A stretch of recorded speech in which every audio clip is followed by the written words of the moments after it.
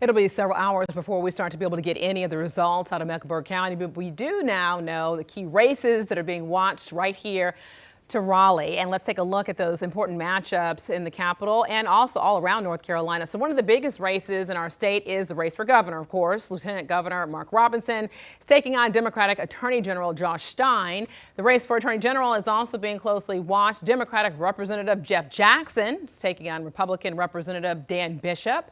And the head of our state's education department will also be decided today.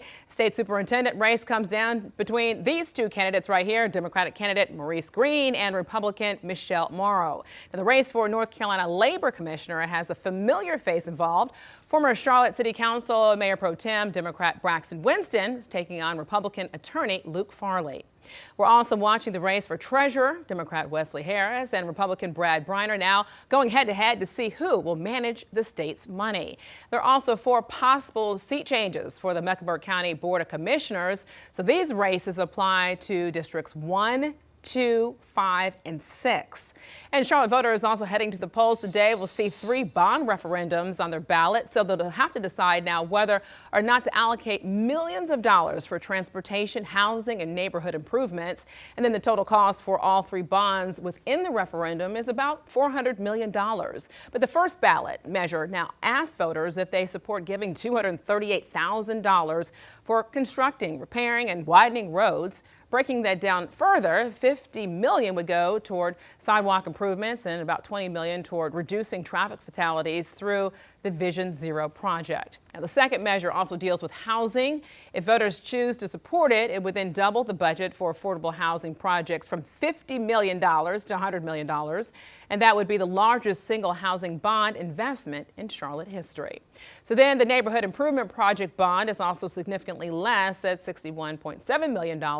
Projects, though, it would fund may include gutter and storm drain repairs, traffic signal upgrades, or bike path construction. The Charlotte leaders originally planned for a $210 million bond referendum before city officials increased it to $400 million in May. So they anticipate the next 2 bond referendums to be smaller to compensate for this large amount this year. So if you are now still unsure as to which district you live in, the city of Charlotte actually has a very helpful tool. So it's this right here, and you're using this interactive map that then you can zoom in on your neighborhood, or you can use the search feature on the right side to be able to search for your address. Information about each candidate can be found on our website, though, on qcnews.com. All right, a couple of reminders as you head to the polls in North Carolina.